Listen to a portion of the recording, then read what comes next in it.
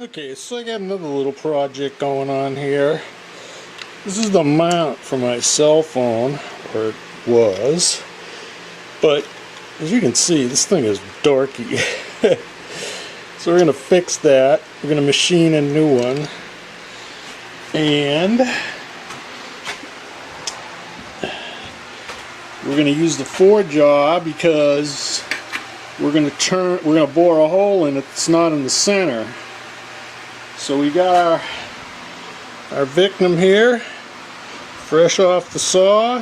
We're going to chuck it up in the chuck, and we're going to try to get it centered up as good as we can, and we're going to face it off, and then we're going to offset it, and then we're going to bore a hole in it, and we're going to drill and tap some holes for clamps, and then we're going to slit it right up the middle and make a clamp.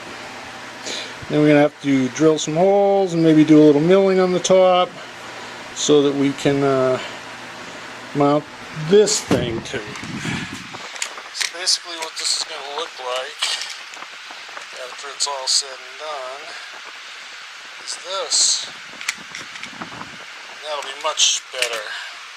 Can't do nothing about this though, unfortunately. Got this thing roughly chucked up in the 4-jaw. And I'm going to do my best to not embarrass myself here, trying to center it up. I got the fan going. It's hot. It's hot in here today. So we're going to have this thing blowing. I don't know if it's going to screw up the camera audio, but okay.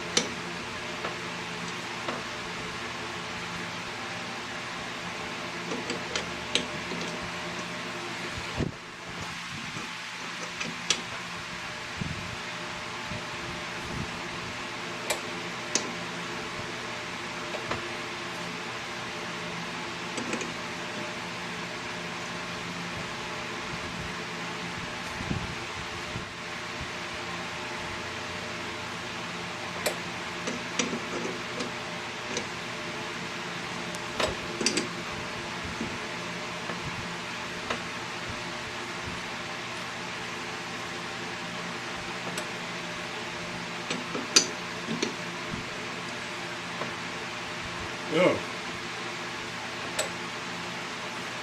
Yeah. Tighten the highs, Joe.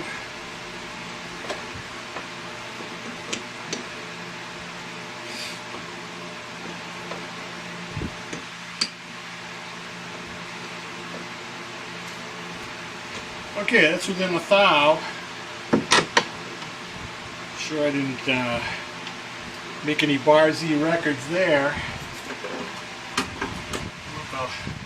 Look and see how I did on the time when I look at the tape. Alright, let's cut up some stuff.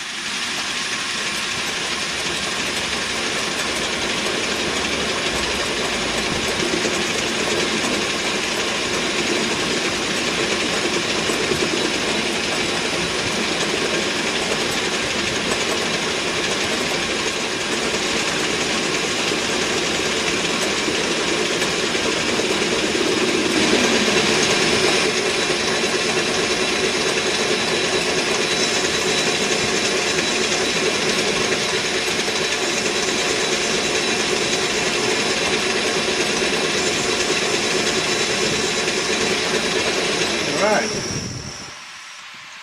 That looks pretty decorative, huh? Alright, I guess flip it around to the other side. Okay, so I'm done for the moment in the lathe here.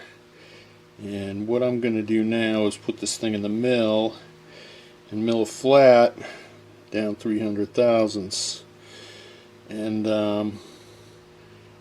you got to think about the steps when you're doing this, because if not, you'll lose all your references. So I'm going to move this over to the mill, get it all set up, and then we'll chop off the top of this thing. Hang on. Okay, so we got our victim mounted in the drill in the mill here, and our weapon of choice is going to be a 1-inch 4-flute high-speed steel end mill, and we'll just hack off 300 thou right off the top. Okay, so we're all set up, ready to go here, and this flat here is going to be for the plate mount I showed you before. This thing, and it's also going to become a reference surface for when we drill this off-center hole. So we're just kind of going by eye here. You know, I figure I'll get a good flat surface on the back of this at, you know, 200 to 300 thou. Probably don't want to hack off more than that, so we'll try to get as much flat area as we can to fit the back of this.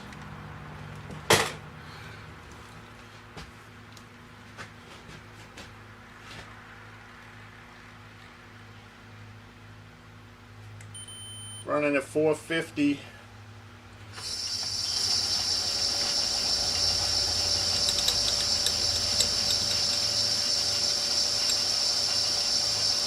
So I'll just touch it off.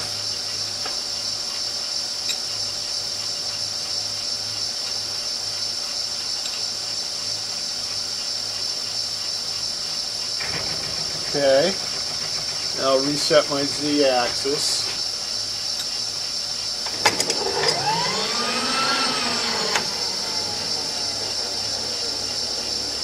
Let's try 20 thou here just to see how it behaves.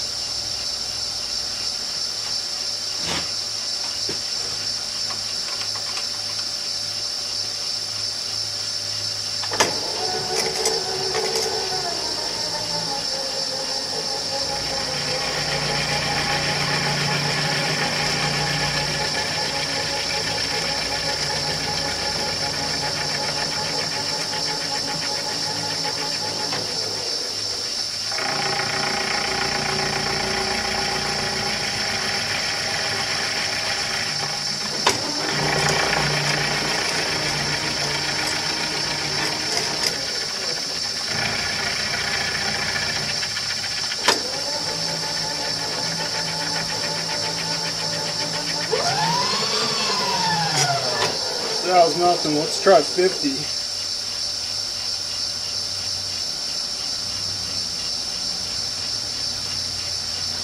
Put a little juice on here for good luck.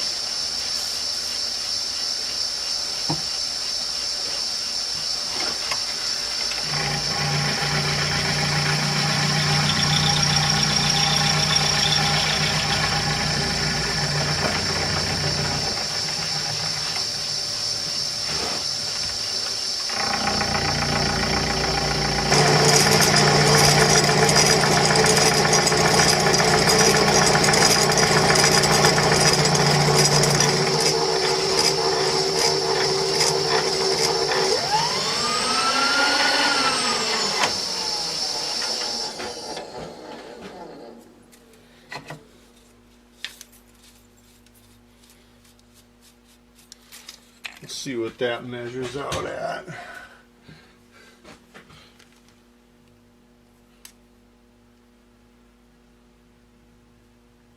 Okay, that's just a little shy of 1.5 inches. I think I'll take the last 50. That'll put us to 300.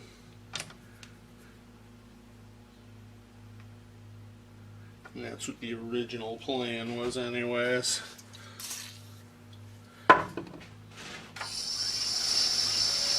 We'll jack up the speed a little here. 600.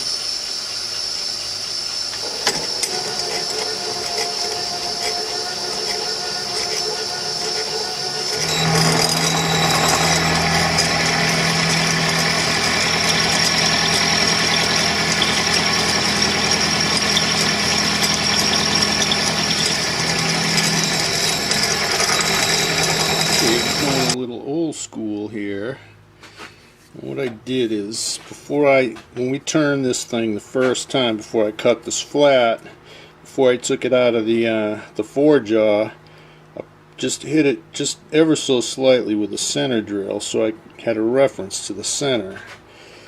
And then what I did is, after I took it out of the mill, I drew a line with a machinist square down through the center pop.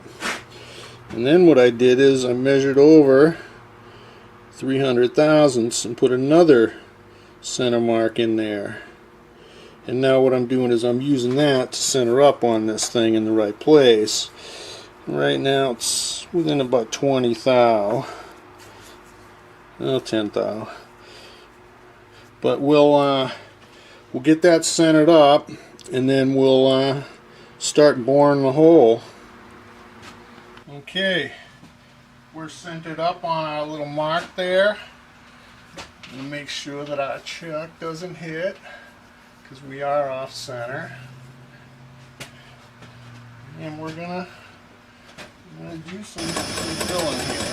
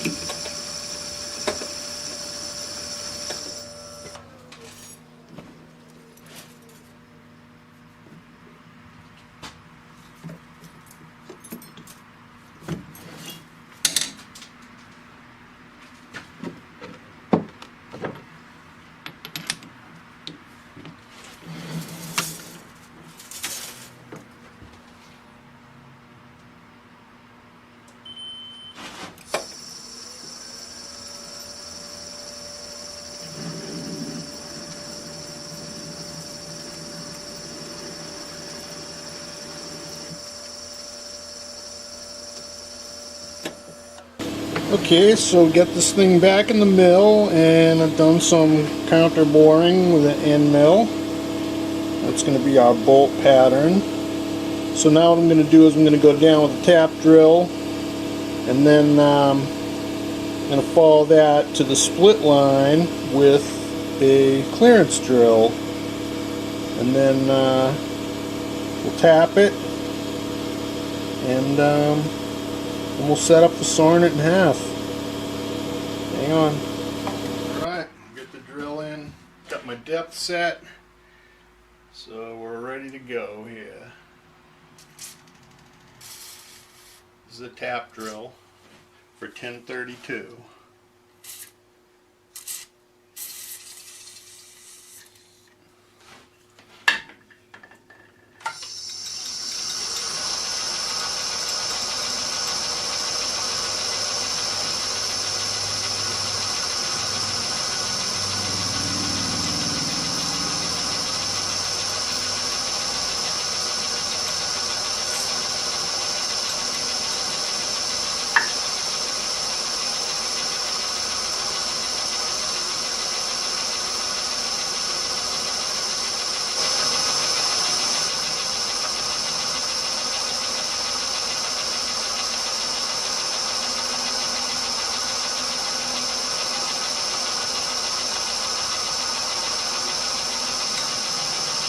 Okay.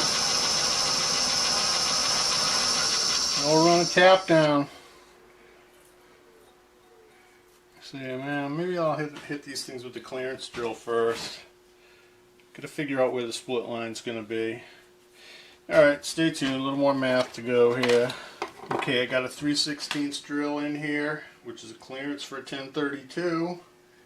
And we've got our depth calculator, we've got our z-axis set, so we're going to go down 100 thousandths past the split line. If I can get some final juice out of my can here.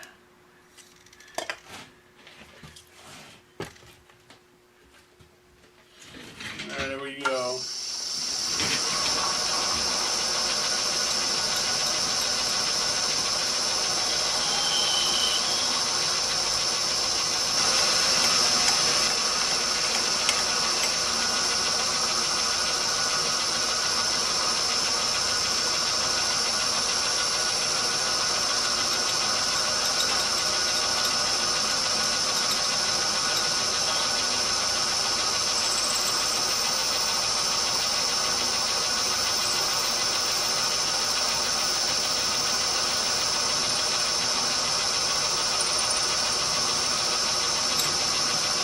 Okay,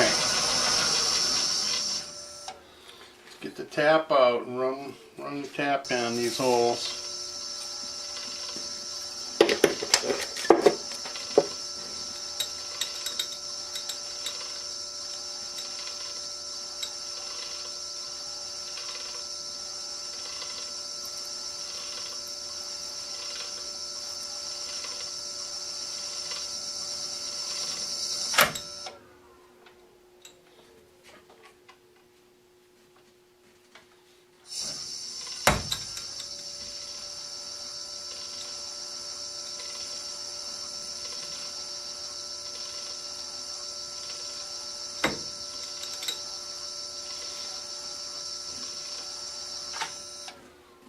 Okay, just put a little chamfer on these holes and then you get to split it in half. That ought to be fun, huh?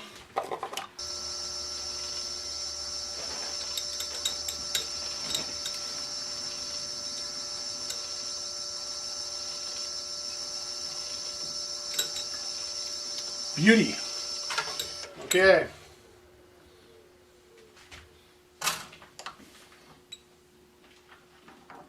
That's what we got so far.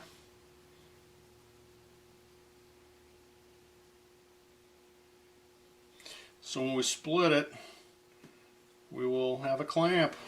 Okay, so what I did here is I put a couple parallels down, and then I put the piece down with the flat side on the parallels, and then I put a 3/4 inch bar through the hole and strapped it down with a couple clamps on each side.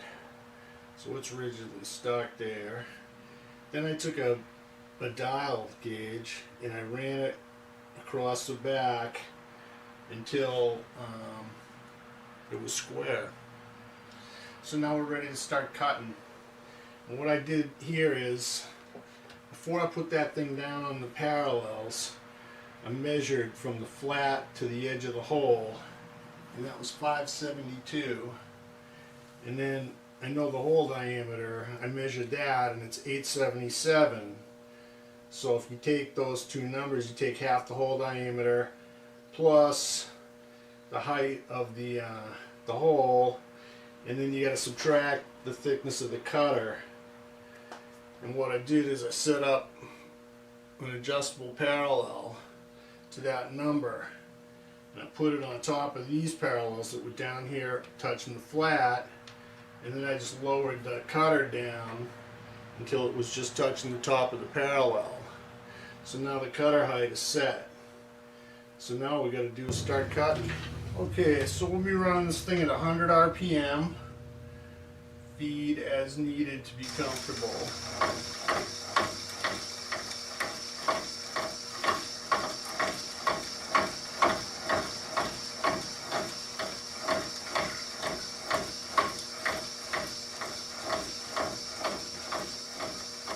Now I think that's through the whole wall.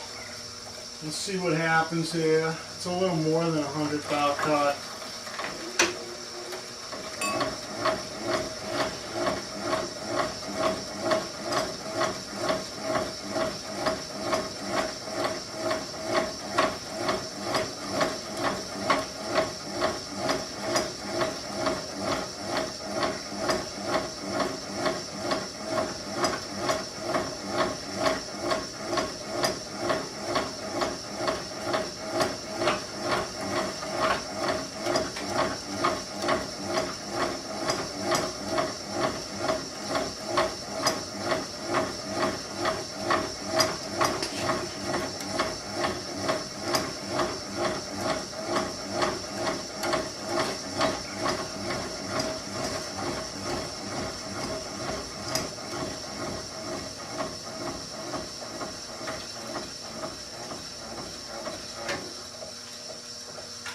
Okay, I'm pretty sure that's through. I'm going to blast with some compressed air and see if it is. I got to do the backside. Okay, so there we are. I didn't show the backside because you really couldn't see much.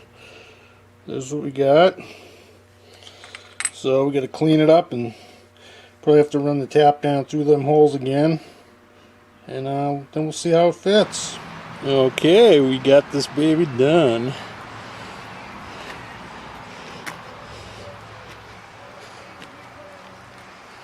This is how you make a dorky bike mount look a little less dorky.